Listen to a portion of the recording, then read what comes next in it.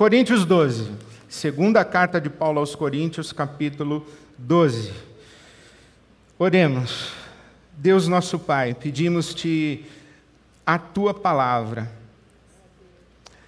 que é viva e eficaz, penetrante, vai até o fundo de nós e separa juntas e medulas, separa aquilo que é inseparável. Nós te pedimos que essa tua palavra nos penetre, nos alcance, que pelo teu Espírito Santo ouçamos a tua voz e sejamos guiados a toda a tua verdade. Pai, te pedimos assim, clamamos em nome de Jesus, clamamos apelando à tua graça e à tua misericórdia. Mas clamamos confiantes de que o Senhor tem prazer em nos abençoar, em falar conosco, em nos guiar. Obrigado, Senhor, obrigado. Em Cristo Jesus oramos. Amém. Amém.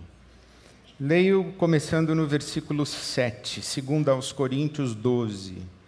Para impedir que eu me exaltasse por causa da grandeza das revelações que recebi, palavras do apóstolo Paulo, foi-me dado um espinho na carne, um mensageiro de Satanás, para me atormentar. 3 vezes roguei ao Senhor que o tirasse de mim, mas ele me disse: minha graça é suficiente para você, pois o meu poder se aperfeiçoa na fraqueza. Portanto, eu me gloriarei ainda mais alegremente em minhas fraquezas, para que o poder de Cristo repouse em mim. Por isso, por amor de Cristo, regozijo-me nas fraquezas, nos insultos, nas necessidades, nas perseguições, nas angústias. Pois quando sou fraco, é que sou forte. Faz parte da nossa experiência religiosa cristã, especialmente evangélica, uma certa arrogância, uma certa vaidade.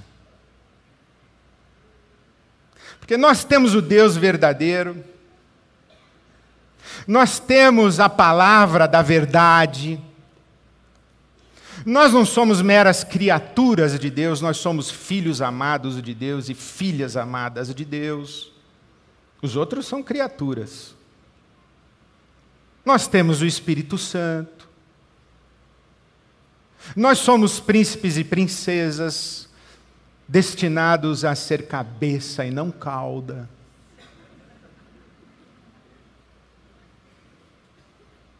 Então faz parte, assim, nós somos o povo escolhido de Deus, o povo eleito. Faz parte, assim, da nossa... A gente tenta disfarçar com uma certa humildade, mas não... No fundo, a gente só tenta, porque tem aquela certeza que nos acompanha de que nós temos a verdade, nós estamos na luz, quem não concorda com a gente está enganado, ainda não recebeu revelação, ainda não, mas vai chegar lá onde nós já chegamos. Então faz parte.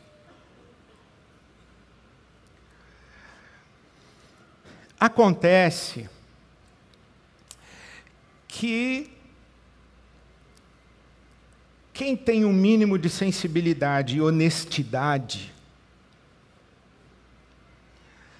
percebe a si mesmo como não muito diferente dos demais. Por isso é que, por exemplo, o apóstolo Paulo diz: miserável homem que sou, quem me livrará do meu corpo mortal ou desse cadáver que eu carrego comigo, o velho homem? Eu já sou novo homem, eu já sou nova criatura, mas eu ainda não sou tudo o que estou destinado a ser. Cristo ainda está sendo formado em mim.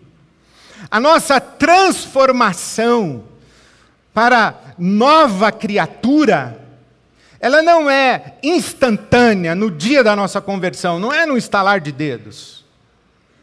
E também não é automática. Por isso que o apóstolo Paulo diz que ele luta, ele esmurra o seu corpo. Como um atleta olímpico, ele é disciplinado para seguir em sua jornada até chegar à estatura de varão perfeito, à plena maturidade. É uma luta. É uma luta. E parece que, inclusive, Deus nos deixa nesse lugar aí. Deus nos mantém na arena, propositadamente. Porque aqui o apóstolo Paulo, ele diz, olha, eu recebi revelações extraordinárias, e para impedir que eu me exaltasse, me foi dado um espinho na carne, um mensageiro de Satanás para me esbofetear e me atormentar, me perturbar o tempo inteiro, não me dá trégua. Eu não sei se você já viu, eu gosto de ver esses memes de Instagram. Dou muita risada com aqueles negócios. E tem um que eu gosto, que é de um macaquinho, que ele fica dando tapa num tigre. E o tigre fica louco da vida com ele. O macaquinho sobe, desce, dá um tapa, sobe, desce, dá um tapa. É isso aqui que o Paulo está falando. Me foi dado um macaquinho satânico. Quem deu? Quem deu esse presente para o Paulo? Eu gosto de pensar que foi Deus mesmo. E gosto de pensar, primeiro porque faz com que a vida do Paulo e a sua e a minha estejam sob o cuidado de Deus. Só acontece com a gente aquilo que Deus deixa que aconteça. Ninguém invade uma fronteira guardada por Deus. Se a Bíblia Sagrada diz que os anjos acampam ao nosso redor, e o diabo anda ao nosso derredor, porque ao redor estão os anjos, o diabo só está ao derredor. Nenhum macaquinho invade a fronteira guardada por Deus, a menos que Deus permita. Mas segundo, porque coloca o macaquinho no lugar dele. O macaquinho não é autônomo nem mesmo a Deus. Já pensou isso? Que esse anjo mensageiro de Satanás aqui é ágelos satânico. É um anjo satânico. É um anjo mau. Como diz o Chico Buarque, um chato de um querubim. Um anjo mau, que vem para me atazanar, para me perturbar. Vem para me lembrar da minha condição de fraqueza e fragilidade, ou de finitude e insuficiência. Para isso vem esse mensageiro de Satanás. Para me lembrar que a minha vaidade não tem propósito, que a minha arrogância não tem sentido, que a minha prepotência é equivocada.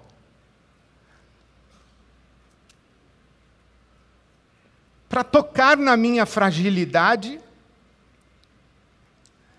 não permitir que eu me ensoberbeça, me envaideça, me manter vigilante, quebrantado e de joelhos.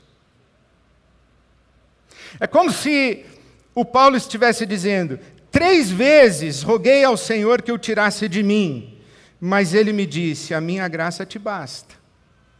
A minha graça é suficiente. É Deus dizendo ao Paulo, eu não vou tirar esse espinho da sua carne. Eu não vou tirar esse anjo satânico que de vez em quando te dá um tapa. Porque é esse anjo que te mantém ajoelhado. É esse anjo que te mantém de joelhos. É esse anjo que te mantém atento. É esse anjo que te mantém quebrantado. É esse anjo que te mantém consciente do teu tamanho. É esse anjo que mantém você consciente da sua condição de criatura. E que por mais extraordinárias que sejam as suas revelações, você continua sendo vaso de barro. Então fica aí. Se eu tirar esse anjo, você vai começar a achar que você é vaso de ouro. A pergunta é, o que é esse espinho na carne? O que é? Algumas pessoas sugerem que é algum pecado. Pode ser. Pode ser, e aqui há uma sugestão de que o Paulo tinha algum esqueleto no armário. Não sabemos, é especulação. É especulação. Porém, o autor da carta aos Hebreus diz que nós devemos olhar para Jesus, o autor e consumador da nossa fé, deixando todo o embaraço e deixando todo o pecado que tenazmente nos assedia. Olha, isso é interessante. Tenaz, cola, né? Tenazmente nos assedia. Aquele pecado grudado na gente, que a gente quer se livrar dele, mas ele está grudado, ele nos persegue.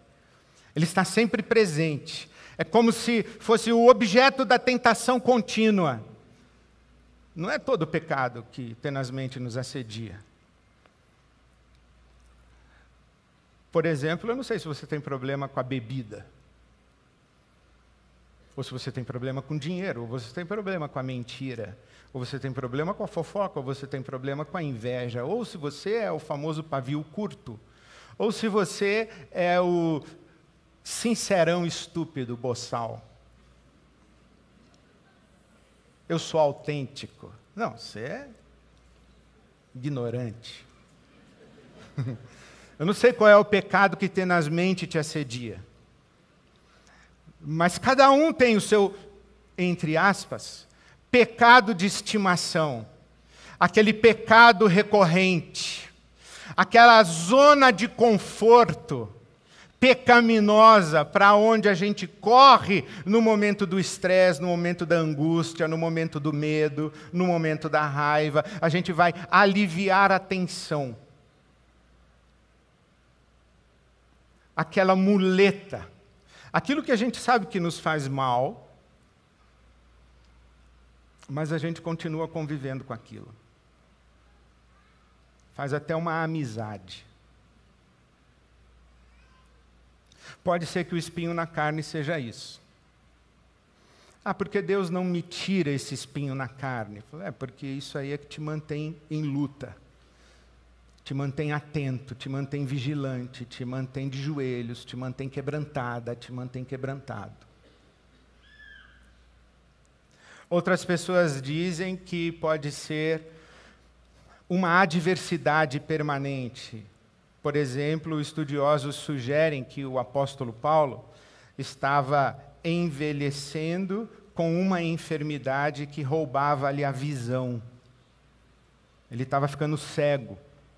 Tanto que ele escreve a carta à igreja aos Gálatas e ele diz, vejam quão grandes são as letras com as quais escrevi. Né? Aquele garranchão grande que ele estava ficando cego. Isso fazia sofrer a debilidade física do Paulo. Paulo, inclusive, é questionado no seu apostolado, a igreja de Corinto. Os irmãos lá que não gostavam do apóstolo Paulo disseram, o Paulo ele é muito contundente quando escreve, mas quando ele está fisicamente presente, ele é um fracote. E provavelmente era, a saúde do Paulo devia ser muito debilitada. E isso fazia com que ele sofresse, com que isso desse outro ritmo para o ministério dele. Pode ser uma enfermidade. Há pessoas que convivem com uma adversidade e já oraram muito. E Deus não curou. Deus não tirou. Problemas que se arrastam por anos. Dificuldades que se arrastam por anos. Gente que ora pela mesma coisa há 20 anos, 15 anos.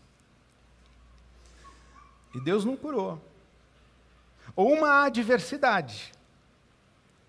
Eu lembro, quando eu era pequeno, que a gente cantava na igreja aquela música, com Cristo no barco tudo vai muito bem e passa o temporal. Já cantou? Com Cristo no barco tudo vai muito bem, vai muito bem, vai muito bem. Com Cristo no barco tudo vai muito bem e passa o temporal. Às vezes não passa, não. A verdade dessa musiquinha é só metade. Com Cristo no barco tudo vai muito bem, mas o temporal nem sempre passa. A gente aprende a conviver no temporal, mas nem sempre passa. Então pode ser uma adversidade com que você vai conviver a vida toda. Outras pessoas dizem que é alguma memória que o Paulo tem. É o seu passado. Lembra que Paulo foi perseguidor da igreja? Lembra que Paulo foi testemunha do martírio de Estevão? Diz a Bíblia Sagrada que o apóstolo Paulo, enquanto Estevão estava sendo apedrejado, o apóstolo Paulo segurou as roupas dos apedrejadores. Estava lá. Essa memória. Ou uma culpa do passado. Você fez alguma coisa em 1989, 1998, 2007? Sei que você fez. E aí tudo que acontece com você hoje, você acha que é aquilo. Que Deus está te castigando. E aí você já pediu, Senhor, limpa minha ficha aí, Senhor. Até quando o Senhor vai ficar usando isso para me fustigar? Essa é a versão que eu gosto menos. Mas a resposta de Deus para o espinho na carne não é livramento, é graça. Eu pedi para Deus me livrar, mas Ele não livrou. Eu pedi para Deus tirar esse espinho, mas Ele não tirou. Então a resposta é: a minha graça te basta. A minha graça é suficiente. Suficiente para quê? Basta para quê? Primeiro, basta para dar a você a profunda convicção de que Deus aceita, acolhe, ama, abraça, está com você, apesar do seu espinho. Não importa qual seja ele. Não importa mesmo se você levou um tapa nessa madrugada. Se o mensageiro de Satanás visitou você essa semana. Porque também você não vive tomando tapa todo dia, né? Pelo amor de Deus. Mas às vezes você baixa a guarda, leva um tapa. De novo. Não importa se inclusive é um pecado que tenazmente assedia você, e você é reincidente, e tome CR, grupo de passo. Amém, irmãos? Os irmãos do grupo de passo aí do CR? Tem recaída, só por hoje, só por agora. Não é assim, nunca mais. É só por hoje, só por agora. Todo dia.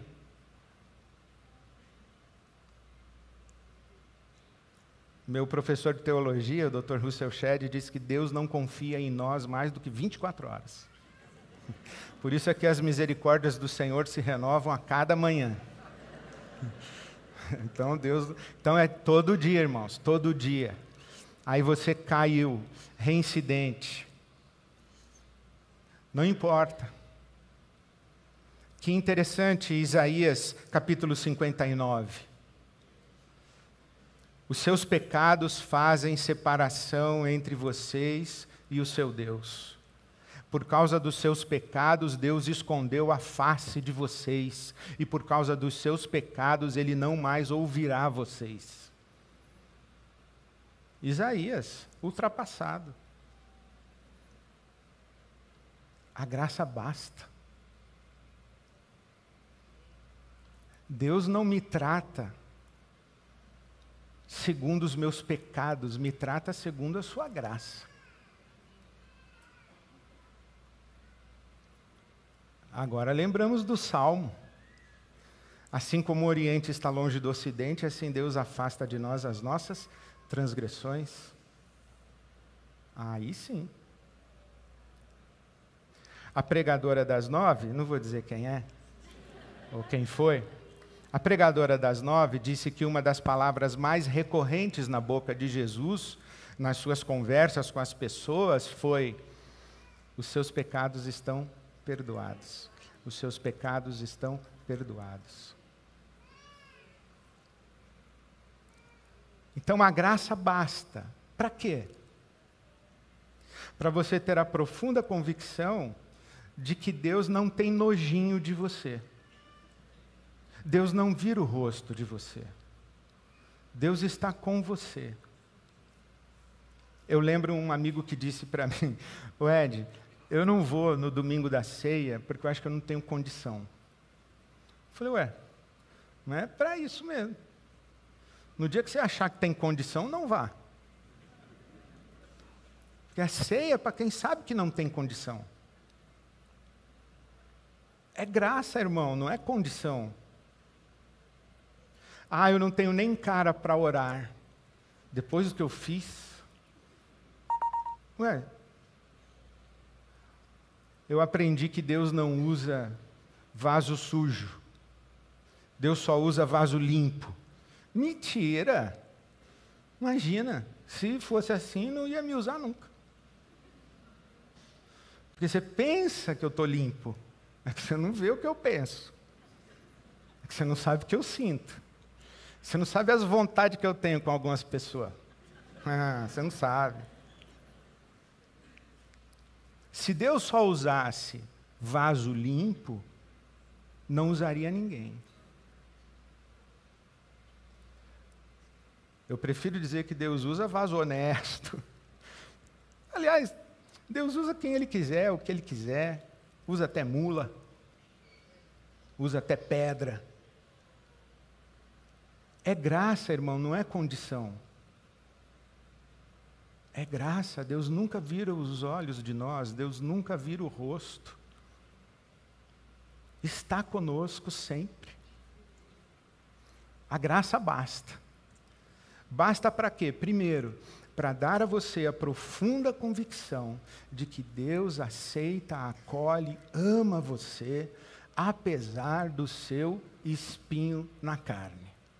Segundo, a graça de Deus é suficiente, a graça de Deus basta para dar a você e também a mim a condição de conviver de maneira digna com seu espinho na carne. Ah, tem uma convivência. E tem uma convivência indolente, irresponsável. Tem uma convivência não digna com espinho na carne. Ah, então quer dizer que Deus me ama, eu posso me entregar ao espinho na carne. Pode, deixa o espinho machucar você, perturbar você, atazanar você, ou deixa o macaquinho bater em você todo dia. Tudo bem, se você quiser ficar apanhando de macaquinho, pode. Sendo um tigre, sendo uma tigresa, um leão, uma leoa, ficar tomando tapa, se você gosta dessa vida, pode. Mas a graça basta para nos dar a condição de convivermos dignamente com o nosso espinho. E conviver dignamente com o nosso espinho significa cuidarmos para não desenvolvermos mecanismos de compensação. Ah, eu tomei um porre ontem, mas hoje eu fui voluntário no Hospital do Câncer. Não adianta isso. Isso é uma engana que eu gosto, mantém você no mesmo lugar. Ah, eu sou um péssimo profissional, mas eu sou um ótimo pai. Você é um sujeito dividido. Não desenvolva mecanismo de compensação para justificar o seu espinho. O problema não é o que você faz aqui, o problema é o espinho, irmão. Não projete, não compense. Não desenvolva outras manias para abafar o espinho. E principalmente não desenvolva uma vida hipócrita, falsa, querendo negar o espinho, fingir que não tem espinho. Terapeutizar o espinho, psicologizar o espinho, psicanalizar o espinho, CRizar o espinho. Não desenvolva isso, chama o espinho de espinho. Não falseia, não negue, não minta, não cubra. Viva com dignidade diante do seu espinho. Chama pelo nome esse espinho aí. Afirme esse espinho, saiba contra o que você está lutando, o que te incomoda, o que te quebranta, o que te humilha, o que te envergonha. Dá nome para isso e olha bem na cara. A graça basta. Terceiro, a graça basta para dar a você condição e força para postar-se sobre o seu espinho. Não é o espinho quem determina quem você é você quem determina o poder que o espinho tem sobre você. E a graça basta. Não é o espinho quem determina a qualidade da sua vida. O espinho é eventual. A transgressão, o esgotamento, a memória, o dia mau, o dia que você lembra daquele maldito aborto que você fez. Não é todo dia que você acorda lembrando do aborto. Por exemplo, lembrou agora. Então, olha para isso. Coloca diante de Deus. Não é todo dia que você é reincidente no seu pecado, que tenazmente te assedia.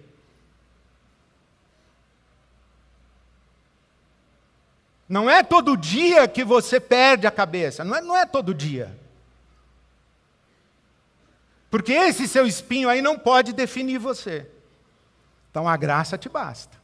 Aí sim, vai para o terapeuta, vai para a psicanálise, vai para o CR, vai para o grupo de passos, vai para o Alcoólicos Anônimos, vai para o monte, vai para o jejum, vai para o remédio, vai para tudo que você tiver de possibilidade para buscar recursos para superar isso que te incomoda e que te subtrai. A graça basta. Por isso o apóstolo Paulo, quando escreve aos Coríntios, aqui mesmo, na primeira carta, no capítulo 15, ele diz assim, pela graça de Deus eu sou o que sou. Pela graça de Deus eu sou o que sou. Porque a graça de Deus para comigo não foi vã. Não foi inútil, não foi ineficaz, não foi vazia. E agora o apóstolo Paulo, quando diz, pela graça de Deus eu sou o que sou, porque a graça de Deus para comigo não foi vã, todavia ele diz assim, eu trabalhei mais do que todos os outros. Ele nos dá uma outra definição de graça, porque quando a gente pensa em graça, a gente pensa que a graça é a disposição de Deus a nosso favor. Que graça é alguma coisa que está no coração de Deus, em que olha para nós desfigurados ou com espinho, e Ele, pela sua graça, nos abraça. Então, graça é alguma coisa que está no coração de Deus. Mas quando o apóstolo Paulo diz que pela graça eu sou o que sou, e não foi vã para comigo a graça, mas eu trabalhei mais do que todos, todavia, não eu, mas a graça de Deus para comigo, ele está dizendo que a graça de Deus não é apenas uma coisa que está em Deus, mas é alguma coisa que também está nele. A graça de Deus está em mim como uma força, como um impulso, como uma energia, como um poder, como um empurrão para a vida, como uma potência diante da minha impotência, como um vigor diante da minha fraqueza. Então a graça de Deus nos coloca em movimento. E nós vamos ter que lutar com isso daí. Para sempre. Tendo a graça. Para mim foi muito abençoador que eu ficava dizendo, Deus, eu sou um traste, quando é que eu vou me livrar de mim? E aí um dia eu aprendi, meu amigo Paulo Brabo, lendo Paulo Brabo, ele deu uma interpretação daquela parábola do fariseu e do publicano que eu achei maravilhosa. Ele disse assim, que nós achamos, sabe a parábola, né, do fariseu e do publicano? Que o fariseu foi orar dizendo, graças te dou, que não sou como os demais, eu dou dízimo de tudo, não sou ladrão, não sou adúltero, não sou pecador, não sou isso, não sou aquilo, eu sou o cara. Né? O senhor está de parabéns de ter um filho que nem eu. É mais ou menos isso a oração do fariseu. Né? O publicano já orou dizendo, tem misericórdia de mim, eu sou pecador, e sequer ousava levantar os olhos aos céus. O publicano orou assim. Nós achamos que essa oração aqui, tem misericórdia de mim que eu sou pecador, é só do dia que a gente se converte. Domingo que vem a gente já começa a orar com o fariseu. Senhor, graças te dou que domingo passado eu estava na esbórnia, mas a graça de Deus me alcançou, Jesus me transformou, as coisas velhas já passaram, tudo se fez novo. Aí a mulher do cara olha e fala, como diz minha mãe, quem não te conhece que te compra. Não, irmãos, a gente vai orar o resto da vida como publicano. Senhor, tem misericórdia de mim, eu sou pecador. E Deus vai responder sempre, dá aqui um abraço, meu filho, que a minha graça te basta.